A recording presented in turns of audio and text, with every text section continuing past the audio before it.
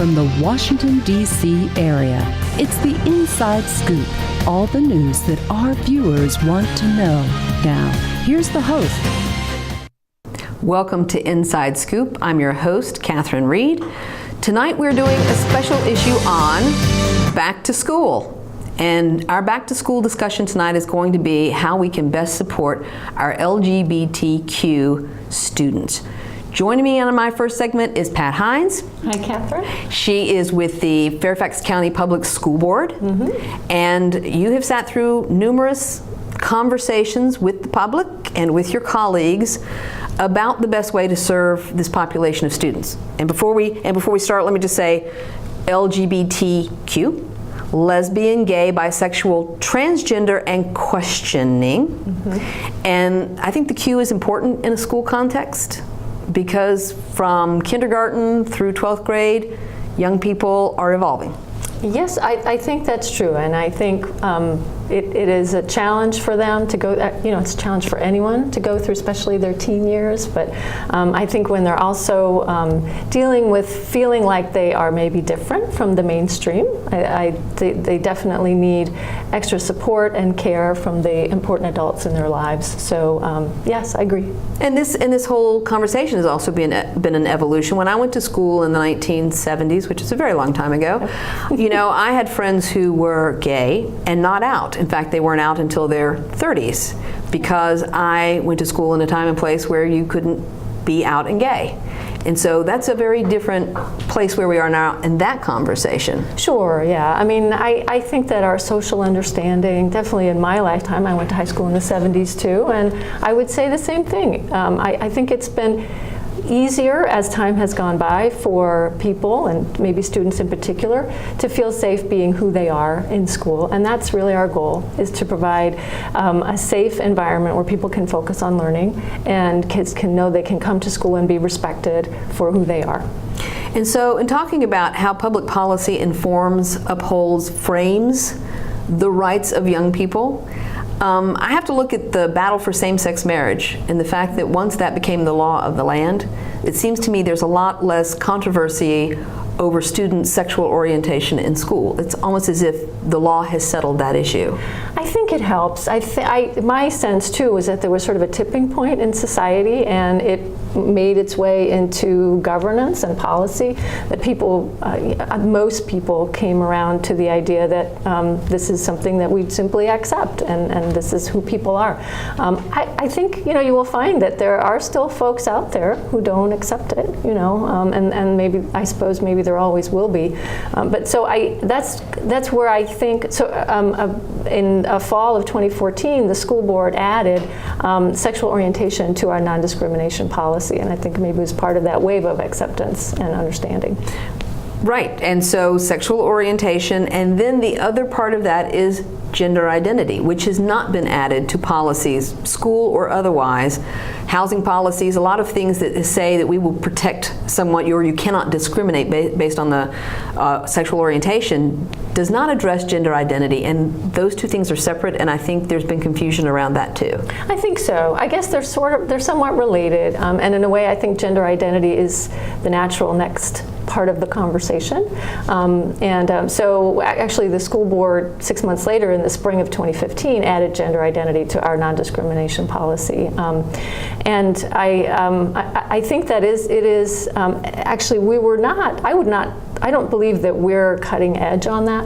I mean, you're right, it's not everywhere, but there are many other school districts in the country, including some right nearby, Arlington County and Montgomery County in Maryland, who have non-discrimination policies that include gender identity. So we're not out there alone on this, right? Doing something that's never been done before. Right, that's true. But it does feel, in a way, like we're breaking a little bit of new ground here in this community.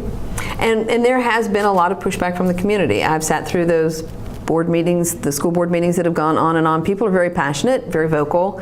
There's a sense of, they talk about possible scenarios that might happen, not that we have any evidence that those things that they think might happen have ever happened, but they seem to be requesting that we create policy around things that have never happened but might happen.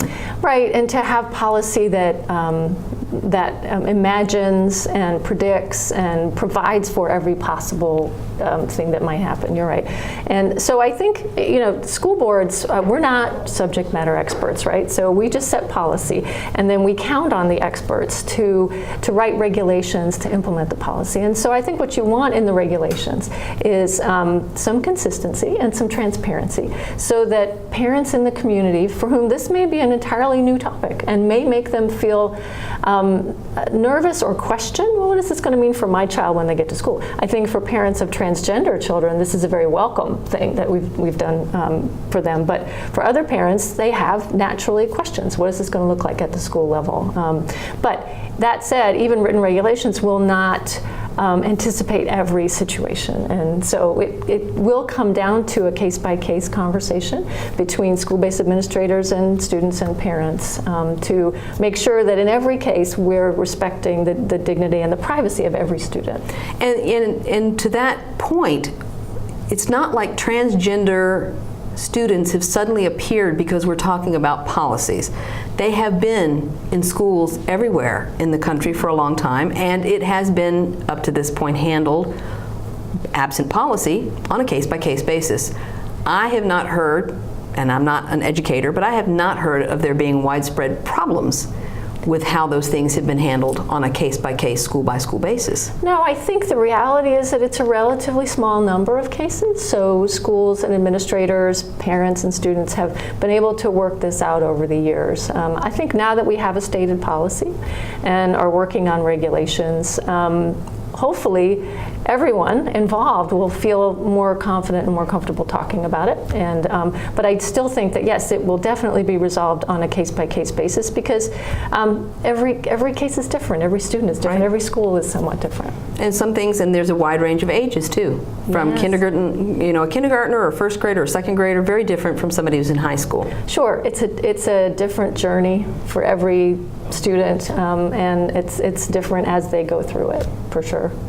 And that makes sense to me. I would say, though, in a period of upheaval and change, it seems to me that it falls on the shoulders of children, which is unfortunate. I think about Ruby Bridges, being the face of school desegregation. I think of Ryan White during the HIV crisis and how he was treated, and now I look at these transgender children and I think, here we go again. Like, it just seems to be every change, it falls on the shoulders of these children in school. I know, and you're right, to have the children need to be the courageous ones, need to be the heroes in the moment. What I want as a school board member is that the school system will support those kids and will help parents support those kids, and will help their classmates and their colleagues in school understand better. So that's another thing that we've added to the family life education curriculum is more lessons on gender identity, what it is, so people understand it. I think there are a lot of people for whom it's not something they've seen before if they don't happen to know someone. So I think education is important. I will mention that family life education lessons are always opt-outable by right. parents who don't want their children to have that education. But I think for those who get it, it will help the environment be more supportive for the kids. And it answers questions, because as you said, even every child goes through a period where they realize that they are growing into being a man or a woman, adolescence, middle school, very tough time. And you've got enough questions as it is about sexuality, never mind all of the complications apart from what, let's say, the mainstream media shows you is normal. Sure, yeah, and I think our goal is to help families help their children through that process as much as possible, because yes, I think there is a lot of questioning, but it also, the science and the research definitely seems to be saying, and in my own experience of talking to people who are transgender, I think there's an argument out there that gender identity is just an experimental time in someone's life and that they kind of get over it. And I don't believe that's true. And I think it's pretty clear that gender identity is real, and people get into their adulthood, and they realize that those feelings that they had when they were kids were right, were true, and they are transgender. And in this enlightened era where we do have, for instance, the military has now said it's it's going to allow transgender people to serve in the military. Yeah. They've been serving actually in the military. Right. Again, a case-by-case basis where some people were expelled, discharged from the military, others were not. So now you have a policy that clearly sets, there's no ambiguity there, which is why I think we have policies. There's no ambiguity there. You may serve in the military if you are transgender. And I have to believe some of those other institutions making those decisions has to lead the way to make it more acceptable. I think so. You know, as we started talking about, I think the law, the courts will probably continue to work out the conflicts that probably naturally arise in environments when you have people who have what they feel are competing interests, and they want that to be worked out, you know, by the law. But yes, I think as a society, my sense is that we are becoming more accepting and understanding, knowing that there are a whole bunch of parents out there who, while they are accepting and understanding of this, do want to know what's happening in their own schools and how it affects their children. So we have to be able to balance that. You know, we have to be able to be transparent, to take comments, answer questions, but continue to move forward. So what is the the policy right now is on hold in the school system? No, the policy is not on hold. The policy, when we passed the policy in spring of 2015, from that moment on, that was the policy. And the policy, just if I'll read it for you. Okay, just, it's our non-discrimination policy, and it's very high level conceptual. No student, employee, or applicant for employment in the Fairfax County Public Schools shall, on the basis of age, race, color, sex, sexual orientation, gender identity, religion, national origin, marital status, or disability, be excluded from participation or be denied the benefits of or be subjected to discrimination under any education program or activity as required by law. So that's the basic statement. And as you can say, it's pretty high level. Right. But as soon as this was passed, the expectation was that it would be implemented. When the school board passes a policy, there may or may not be an implementing regulation, but at that point it's policy and people are expected to implement it. The school board also, when we made that change, we added sort of a follow-on motion to say that the school board would review a regulation when it was written. And since that's something we do anyway, right, we review regulations. We don't adopt regulations, but we do review them. It was a question for me about, well, what did we mean when we said we would review this particular regulation? Did we want some extra kind of review? And so I think probably we did. We thought, well, we better take an extra close look at this, make sure that it's available for a conversation with the community. So that's where we are. Well, I appreciate you coming and introducing this topic. We've got other guests coming on that are going to kind of elucidate that a little bit more, but we will watch it closely. I know that things are kind of in a holding pattern just right now. The regulation is, yeah. Right. Absolutely. So please join us when we come back after this break. Robert Rigby is going to join us to talk a little bit more about this policy. She's had more than a dozen fractures. And in the next few years, she faces 2 major surgeries to strengthen her fragile bones. She's only 10 years old. Most people don't worry about fragile bones until late in life. For those with osteogenesis imperfecta, brittle bones are a concern throughout their lifetime. Find out how you can strengthen this child's future. Diabetes is a killer. After I was diagnosed, I didn't feel sick, so I didn't listen to my doctor. Then it struck. I had a heart attack, then a stroke, and I was only 49. Most people with diabetes also have high blood pressure and cholesterol, which can cause severe heart damage. In fact, 2 out of 3 people with diabetes die from heart disease or stroke. Don't let diabetes destroy your life. Call for your free diabetes survival guide. Choose to live.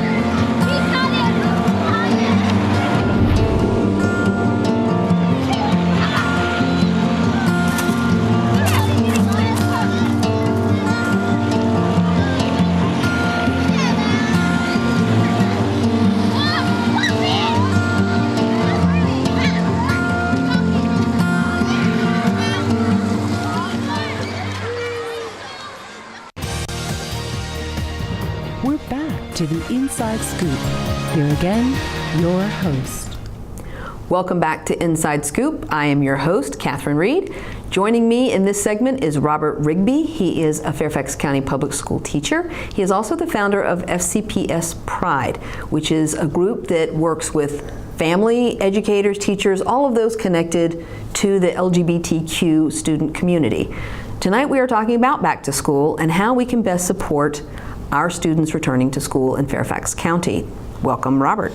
Glad to be here, Catherine. So you really have been such an activist, such an advocate, such a crusader. You have educated me in this time period about the issues that have come before the school board, the issues that we are facing in this enormously large Fairfax County public school system. So how did you come to starting FCPS Pride? Well, I tell you, Catherine, you can call me an organizer and activist. All I've really done is tapped into a community that was there, that's ready to speak, that's ready to have its voice shared. I think my skill involves the use of Excel spreadsheets and Facebook Messenger.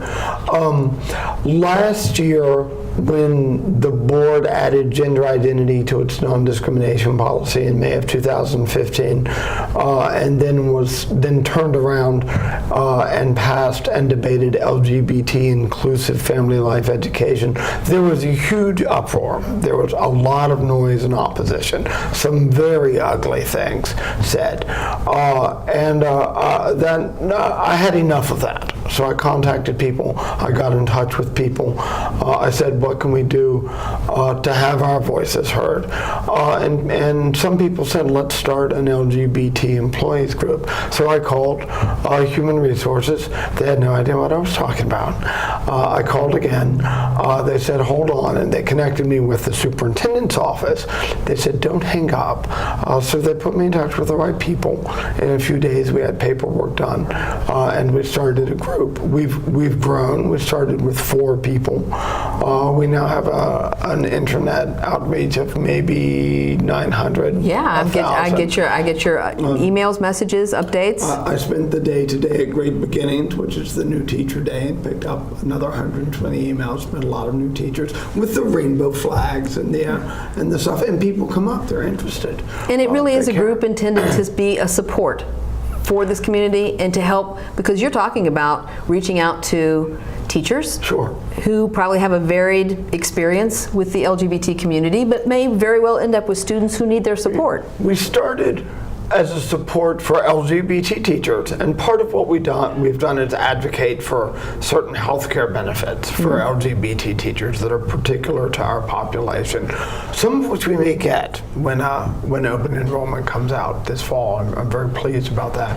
But I found, we also wanted to reach out to allies of LGBT students, Gay Straight Alliance sponsors, teachers who were worried about their kids.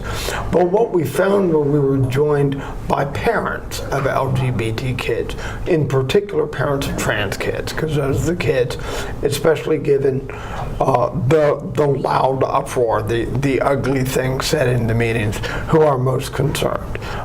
So our membership is 60 or 70% teachers. The remainder are parents and community members. We've been able to reach out. We had a real nice picnic this summer. Well, they say it takes a village, and I think that's very true, that, the school system should expect that the community support them.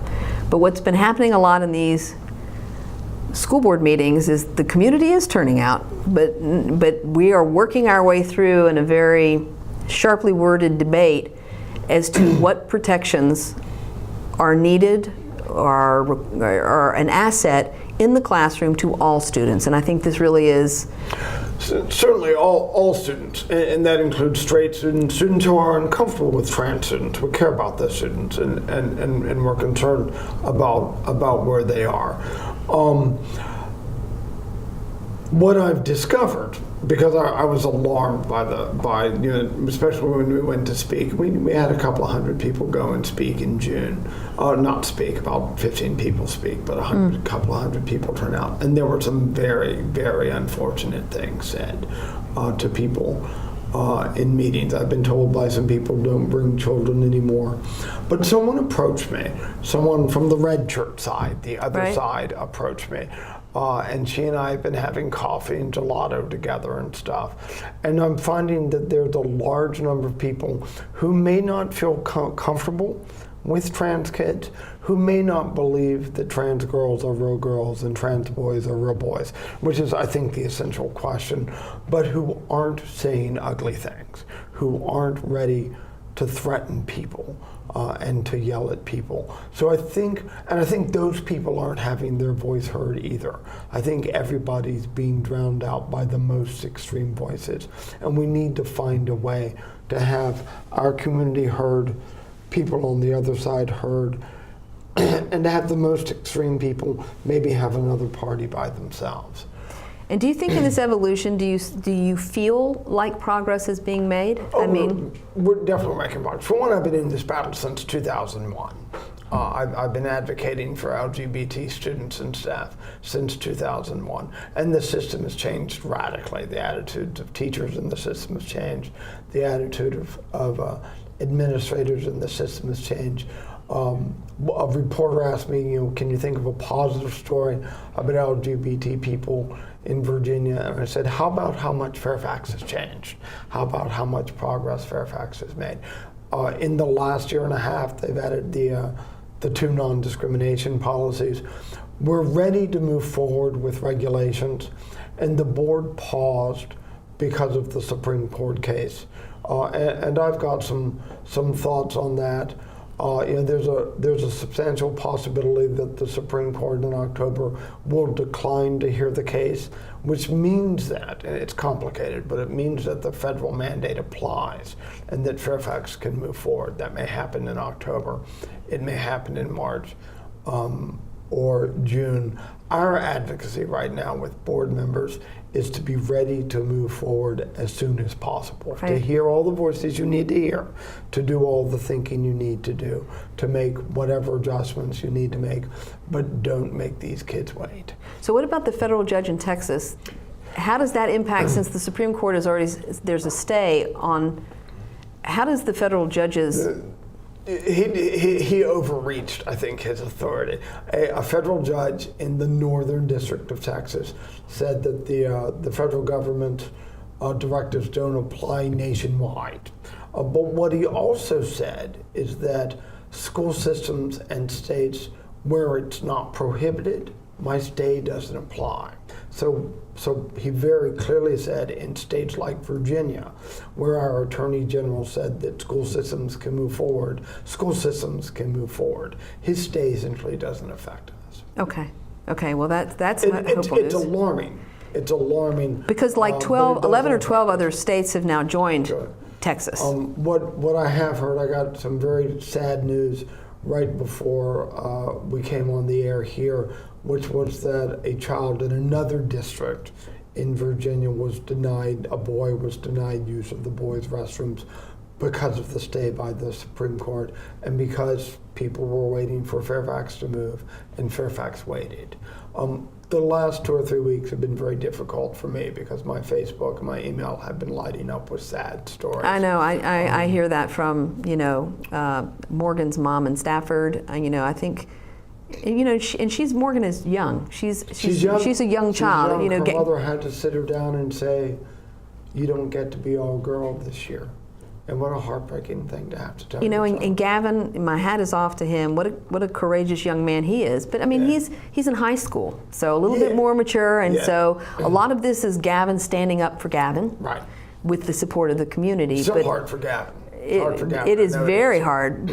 But as we said, we've got children of all ages. Sure. And I think because parents are now aware of transgender, I have a friend whose young son is now exhibiting sort of, he likes to be Elsa and he likes to wear dresses and she's like, and what do we do with this? I'm like, well, you just are supportive and you watch it. But dealing with a 3-year-old who becomes a 5-year-old, who becomes an 8-year-old, I mean, the school system has to be prepared to help these families. And we're in limbo right now. As Pat said, the school board passed the policy. The policy is in effect, meaning Fairfax will make sure the kids are welcome. And what I'm hearing from the community is that's happening in almost all cases. But we're in limbo. So at New Teacher Day today at Great Beginnings, 2 parents saw my rainbow flag. There were several of us there at the table and came up and said, my child is transgender. I'm new to the district, I'm starting here. What's going to happen to her when she starts school? And I said, well, contact this person and you can do this, and contact the administrator. This person at central office, this school board member will help you. This is probably what will happen. But I wasn't able to pull out the regulations and say, here, because we've seen them. We're ready to use them, but they're not official. We're all waiting. And kids have been writing statements for me. And there's one student I know who's trans, and I've been pestering, where's that statement? He said, Mr. Rigby, it's too hard to write. I'll write it for you when I'm ready. Right. This is where some of my kind of ongoing anger comes from, is these, we're waiting. Yes, Robert, I can be patient. I've been at this since 2001. Right. It's just another year for me. But for these kids, it's another year of their childhood. So I understand why the board's waiting. I understand caution. I urge them, and I urge everyone in the community to let's do what we can as soon as we can, because real kids are waiting. So what would be the way, if there are people out here tonight who are like, well, what can I do to support this? I don't have a child in school. What is the best way for community members who may not have ever been to a school board meeting, whose children are no longer in, my children are no longer in school? How can people be part of this? Can I make a plug for my group? You absolutely can. Look up FCPS Pride on Facebook. We're right there. Or go to fcpspride.org and sign up for the email list. We're very easy to find, and we're active. We let people know what's going on. Now, what's the next step? One thing we are thinking, if there's a public hearing, we may well not go. The June 9th meeting, and the June 30th meeting for members of our community were horrifying, and there were some very ugly, some people targeted on Twitter and by email. And like I said, several people have said don't bring children. So if there is a public hearing, we may have an alternative event, but we certainly are sending emails. We don't want those that are safe to go and testify. Look up that. Absolutely. And I appreciate it. You hold in-person meetings, it's not all electronic either. A month at the coffee house.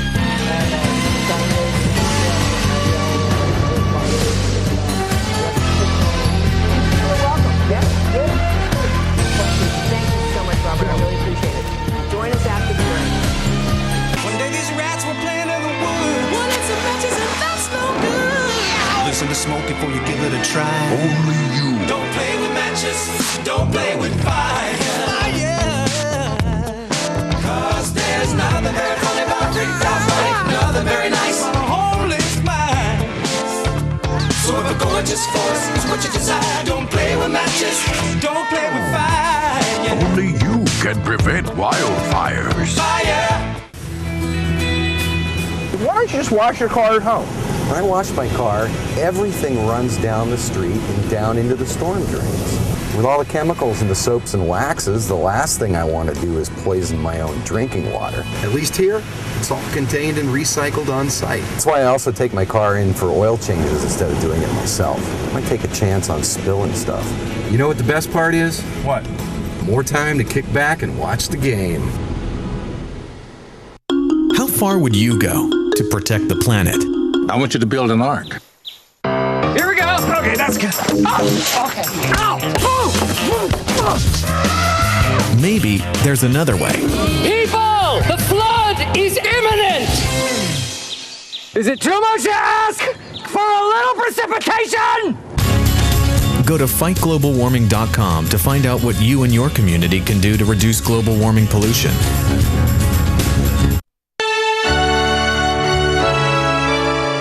Somewhere around the world, there are men and women of the armed forces risking their lives, helping rebuild communities after natural disasters, collecting toys for needy children, tutoring kids in school, These are your sons and daughters who work to keep us safe, secure, and free. Dedicated men and women who put their country first.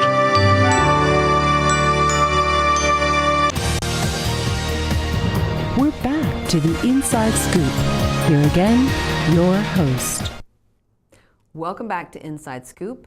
Our topic tonight is back to school and how we can best support our LGBTQ students in our public school system. Joining me this segment is Mariann Vakiener, who happens to be a Fairfax City resident, as I am, and has been an advocate and an ally going back 23 years.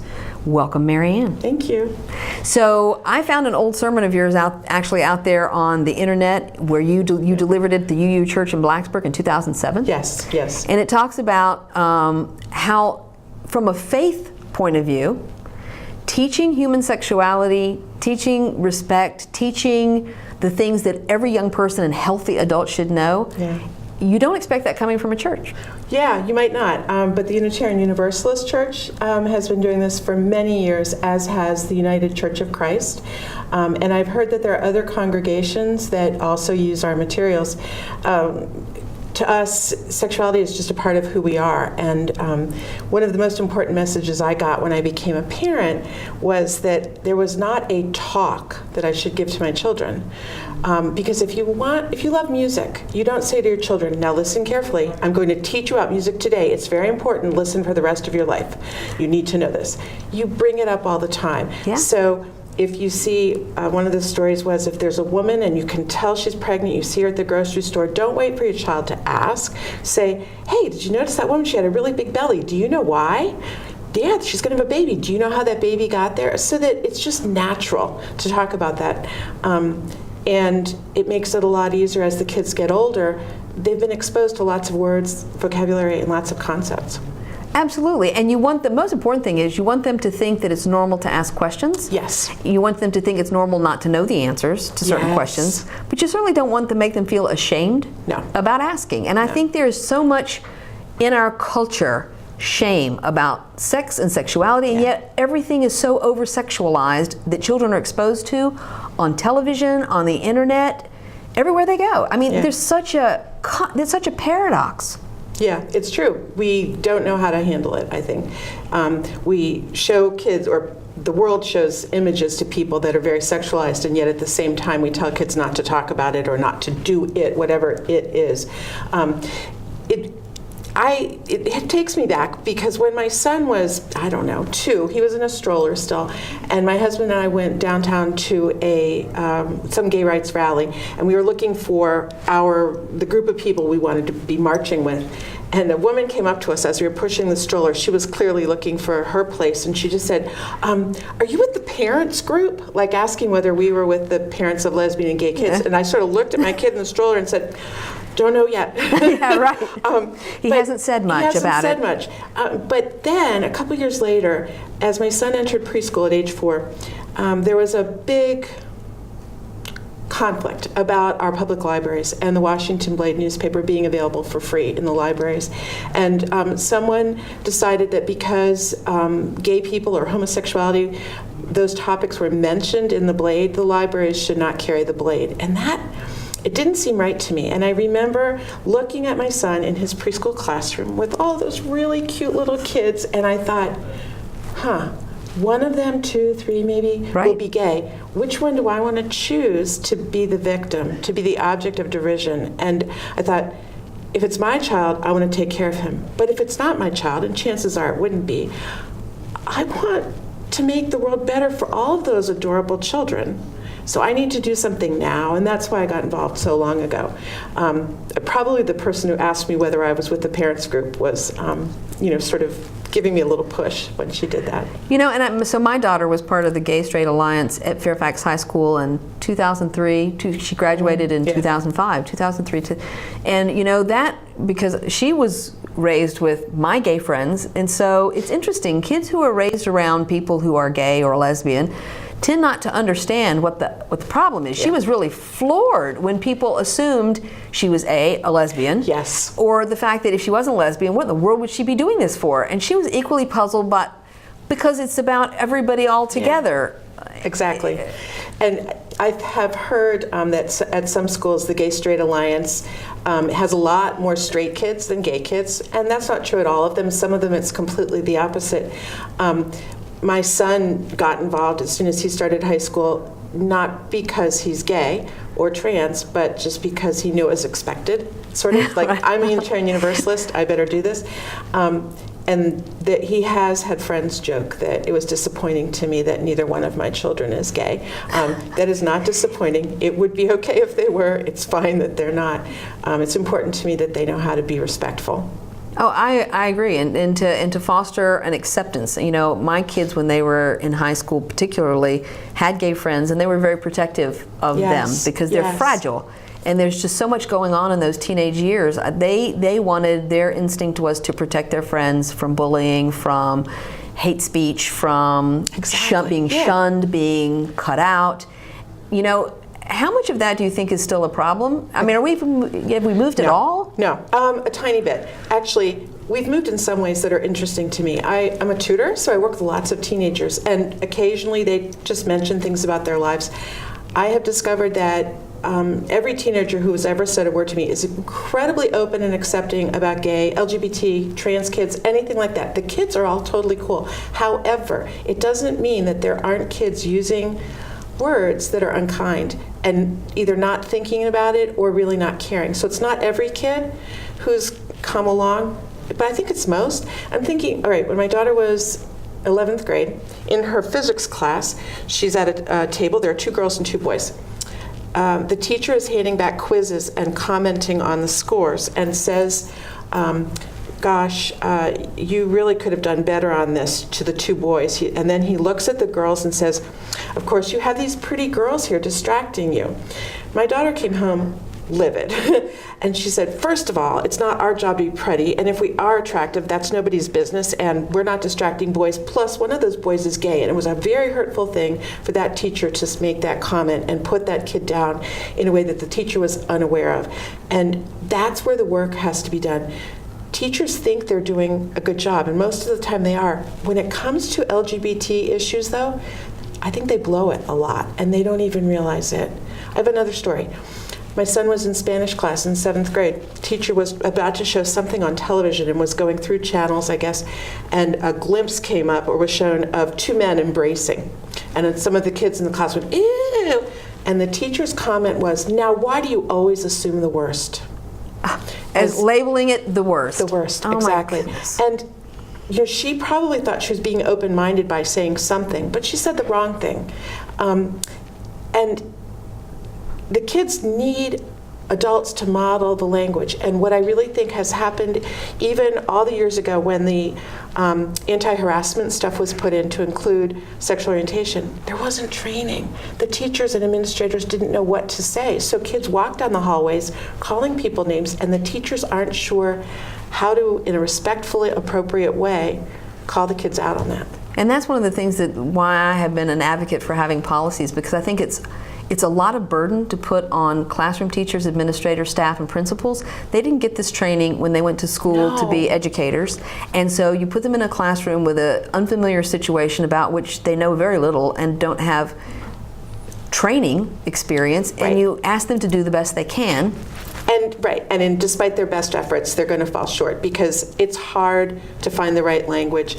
One of my friends recently said, she said, I want to be very open and accepting of trans people, and I think I am. I just get the vocabulary wrong. Could somebody please give me a dictionary? And we laugh because there isn't. It's evolving. Some people like certain terms, some people like others. And being open to that is important. But if the language is evolving, how the heck are the teachers supposed to know what they can say that will be helpful? Right, and I think that's true. And I think one of the things in making it people-centered is to always ask people, how do you want to be addressed? Yes. You know, there's now a move to use there instead of he and she, you know, as like a style manual among journalists. I'm seeing more of this, like we should use there and not. But if you ever have a question, you simply ask a person, how would you like to be addressed? Exactly. Yes. Well, and I've been in meetings at which, as people introduce themselves, for example, I would say, I'm Mariann, I use the pronouns she and her, so that I let everyone know and I set the model and everyone gets to say what their pronouns are. Which makes sense. I've been to conferences the same way, where it's actually on your name tag when you register. Yes. It's like, what pronoun, and we'll put it on your name tag. Yes, exactly. And I do think those are strides forward because we are kind of resetting normal. Yes, we are. We are. And the language is lagging, I guess, in some ways. I really want our teachers and administrators to have the training they need to be able to say the right thing, because setting the policy is not sufficient. I agree with you. And one of the things that I think is marvelous about the fact that you've been doing this such a long time, even before you knew whether you would ever have gay children. I have too, before I ever knew, and none of my children are gay, but it shouldn't make a difference anyway. No. We should advocate what is in the best interests of all children. Right. Well, and I kind of think in a way that I was being very selfish, because when I looked at that preschool classroom and I thought, my child might be gay, and if he is, I want this world to be a good place for him.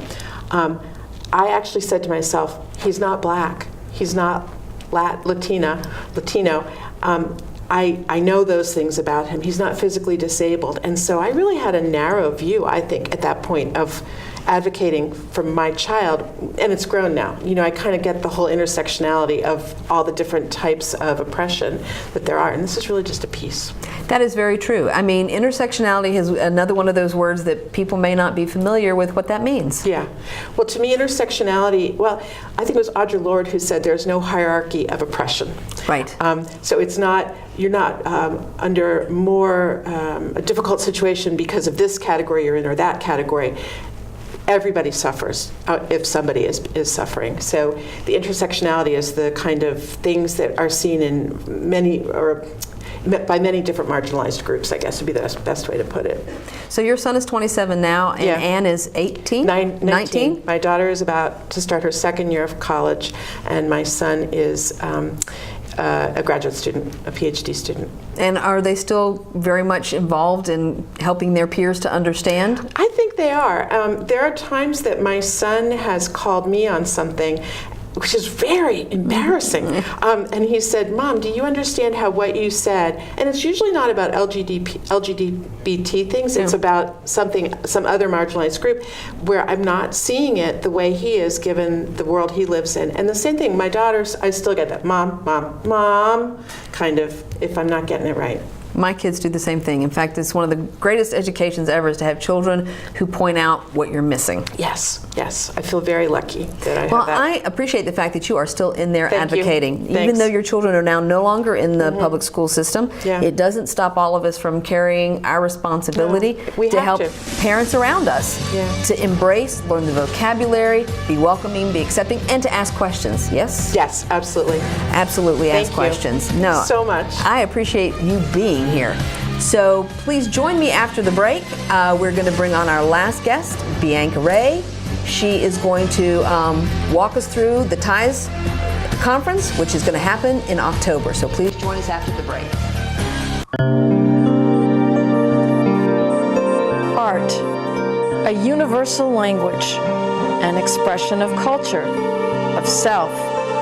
And now, thanks to Empowered Women International, a way for emerging and established immigrant and refugee artists and artisans to find hope to earn a living while enriching the lives of all of us. Empowered Women International, making a better America every day. For more information on Empowered Women International's educational programs or to make a tax-free donation, contact cfrip@aol.com.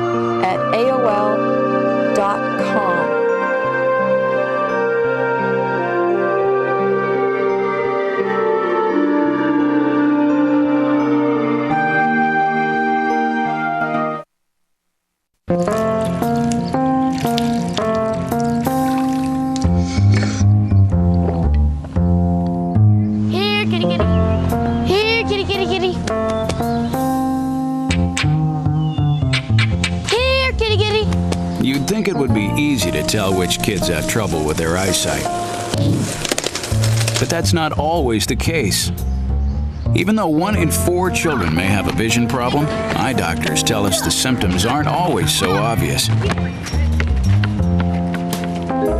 We do know that 80% of all childhood learning is visual. And without good vision, kids can have trouble learning to read and may fall behind in school. For clues on how to spot the real-life signs of childhood vision problems and what parents can do, visit checkyearly.com. A public service message from the Vision Council of America, and reading is fundamental. We're back to the Inside Scoop. Here again, your host. Welcome back to Inside Scoop. Tonight we're talking about back to school, specifically how best to support our LGBTQ students in our public school system. Joining me in this last segment is Bianca Ray. And Bianca, thank you so much for joining us tonight. Thank you for having me. Pleasure to be here. So just before we came onto the segment, I said the important thing about having you on the show is that you are not an idea. You're not a debate. You're not a discussion. You're a person. Absolutely, absolutely. I'm just a regular human being living every day, just like a regular person who have a job, have friends, family, and networks. Yeah. Absolutely. And so you live here in Northern Virginia. I do, yeah. But you didn't go to school here. No, I didn't. I went to school in the Philippines, which is a little different than the school system over here when it comes to schedule and just the way the school system. In the Philippines, it's socially accepted to be trans, but it's not politically accepted. So, but there's a little bit more acceptance, in the school system when it comes to like who you are and your identity.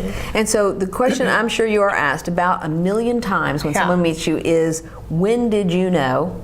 Yeah. Or when did your family know? Or when did you announce that you are in fact a girl? I feel like I've known all my life. It's just. I was very fortunate. I'm very fortunate to have like a very supportive family. So I didn't really have to go through the coming out phase in my life. They're very open to who I am and really accepted me and just really supported me throughout my my life. So I've always known. I've always liked paper dolls, like Barbie dolls, girl toys, and everything like that. I remember one holiday. My parents have asked me if what do I want for Christmas? And I said I want a nurse kit, because I feel that, it represents who I really am and that I would enjoy it the best. And, that Christmas, what I got was a toy truck, which was very devastating for me because it wasn't what I was expecting to begin with. And then it just didn't feel like, it's me. So I feel like I've always known. I've always known that I'm a girl. I'm very feminine, even growing up, and I always hang out with girls in school. I'm just like any other. So how did the school system handle it then? Was there a problem? Was there not a problem? There wasn't any problem in my school. They've just accepted me for who I am, and it just really supported me and focused on like my education more so than like who I identify myself and represented. So you're still quite young. When did you, I know that you are a new American, congratulations. Yes, thank you very much. So how long have you been in this country? I've been in the country, we moved here in 1998, the fall of 1998, so I've been here for quite some time now, yeah. And you have found, like you said, you have a job, you have a house, you have friends, you're in a relationship. I am, yeah. I'm in a really healthy, good relationship, very supportive partner, as I've said, very supportive family and friends that I have. And I always focus on like surrounding myself in positive people. The idea of just being out there, you really have to kind of advocate for yourself, and you definitely have to really support and surround yourself with people that will understand you and people that are like willing to educate themselves to understand you. And I think that's what everybody should be doing. So you've undoubtedly, you can't turn on the television without hearing the news reports. Yeah. You know what the uproar is all about, yes. And everybody's debating it, but you certainly have an opinion that matters more than most people's opinion, because this is the life you are living here, and even though you are not a child in public schools, there is still a community of people who count on adults to protect them, support them, nurture them. What suggestions would you have for how we can better do that? I think we all should just be able to always educate ourselves. I can speak for myself. This country has a lot of opportunity, and I think we should definitely take advantage of that. There are a lot of works that needs to be done, but I think if we are willing to educate ourselves and listen to stories of the people in the community, whether a transgender individual or somebody from the LGBTQ communities, to just listen to really have an understanding of what they're going through, and at the end of it, whether you learn something or have at least met somebody in the community. So you can have. So to that end, so I sit on the board of Equality Virginia, yes, as you know, and we're doing for the third year a TIES conference, which is very much, it's for transgender individuals. It's educational in nature. It's for people who are transgender, their families. Absolutely. And the first year we did it, we were surprised at the response, how many people came. Last year was even bigger. Yeah. It's at VCU, it's in Richmond. Every year the program gets bigger. Every year they add new things. Absolutely, yeah. So this is going to be their third year, and Virginia Commonwealth University is the host location for the Transgender Information and Empowerment Summit. It's a free conference that happens on a Saturday from 9 to 5. And as you said, every year it gets bigger and bigger. And this year they are actually adding a workshop focused on youth and teens in the community, which is going to be very helpful because it's something that they've never done in the past. I think that is so true. And so it's October 22nd. October 22nd at 9 to 5 at Virginia Commonwealth University, and it's going to be in their Student Commons building. Yeah. So the youth track is 6th grade to 12th grade. Yeah, the youth track is 6th grade to 12th grade, and we encourage everyone in the community to go and bring their parents. There are also going to be workshops for the parents. So while the youth are doing their own workshop, there's also workshops for the parents. There's workshop for transgender individuals, their partners and their spouses, allies. There's also going to be a workshop on that, and there'll be other workshops that will definitely include a very diverse. So we'll make a shameless plug. It's equalityvirginia.org/TIES, TIES. And it's October 22nd. It's still time to register. But the thing about the youth track is that an adult must come with those students. Absolutely. I do remember that that is the one thing.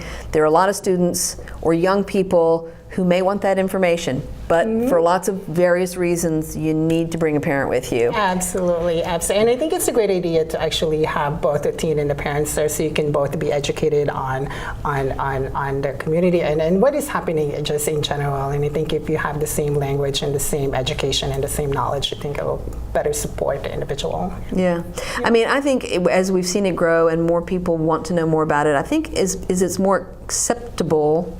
Or maybe it's because more people recognize it. Like I said, I have a friend who has a very young son who seems to be exhibiting very girl-like behaviors, and she's fine with that. Yeah. But in a different era, let's say even 10, 15 years ago, it would be a matter of not allowing him to play with dress-ups, or not allowing him to play with dolls, or not allowing, a lot of parents have responded to atypical gender behaviors of their children by saying, well, we'll just make sure we cut their hair short, give them trucks for Christmas instead of a nurse kit, right? And that this will solve the problem. Yeah. And so I think as we have more discussions, I'm seeing more parents who are open to the idea, like, my child could be transgender. Yeah, absolutely, and that is really the importance of education, and just really the willingness to listen to stories, because I think that's one way for any individual to really just understand what someone is going through. And as you said, we still have a lot of work that needs to be done in the transgender community, but small steps like this that we're doing are definitely helping into a better community for everybody. So I so appreciate you coming on, but are there ways that if people want you or someone to come and speak to their group, I mean, is that something that people can reach out to you and say, look, I have a group of people and we don't know anybody who's transgender, and it would be great to have somebody come and talk to my group so they can actually meet you as a person Is that something that you can do? Yes, absolutely. Actually, I am part of Equality Virginia's Transgender Speaker Bureau, which is the focus of just being visible in the community, or a church who is reaching out to just have somebody to talk about their personal stories and some kind of educating. So if anyone is interested in the community who wanted to invite an individual to come in and just share their stories, definitely reach out to Equality Virginia at equalityvirginia.org, and they will find more information about the Transgender Speaker Bureau. Yeah. I think it's a great idea, because I do think that we can talk about ideology and what could happen or might happen. As I said, a lot of the pushback on transgender policies in the school system has been about all these wildly imagined things that have never actually happened. Yeah. And I do think a lot of parents are like, I don't understand, it's some of the things that have been said have just been off the charts strange. Yeah. Like you woke up one day and decided you were a girl, and tomorrow you might wake up and decide something different. Yeah. It's it's not the case, and I can speak for myself. As I've said, I've always known that I'm a girl. I've always acted feminine. Always gravitate towards feminine things, whether it could be toys, clothes, or just with people. So I've always known it's not something that I woke up as a teenager and decided that I'm going to be somebody else's that I'm not. It's finding my true self, and I'm just now being a little more expressive than I was then. Yeah. Well, I think it's important to help parents on this journey. I think it's important to help teachers on this journey. I think, as we were talking about in the earlier segments, there are teachers who may end up with a transgender child, just like a parent who never expected that. Mm-hmm. You've got teachers who are now looking at a situation for which they weren't trained. There's not necessarily guidelines or policies, and they do the best they can to protect that child and the other children in the classroom as well. Going down this road in teacher education, do you think it would be helpful to add to the curriculum some element of this? Absolutely, absolutely. I mean, we live in a century where it's very progressive now. We're getting away of what's the tradition, and I think this is just an opportunity for us to really add something in the curriculum, or some kind of education, both from the children in the school system, the parents in the school system, and as well as the educators in the school system, because that's the only way really that we can support our kids who are a transgender boy or a transgender girl to go through school, not worry about being bullied or anything like that. Focus on the educating and then having a better future for themselves. So I definitely advocate for an addition in the curriculum on transgender education. Yeah. Well, hopefully we will have you back at some future point where we'll talk about the great strides that have been made in doing professional development for educators and teachers on this particular issue. Yeah, absolutely. I look forward to that. I do too as well. So thank you so much for joining us here tonight. As we go forward, as the school year starts, as we think about the successful year we want all of our kids to have in our public school systems, educate yourself, meet people, keep an open mind, use your best language. I really think it's so important for all of us to examine the way we talk about each other and to go forward to support all of our public school systems.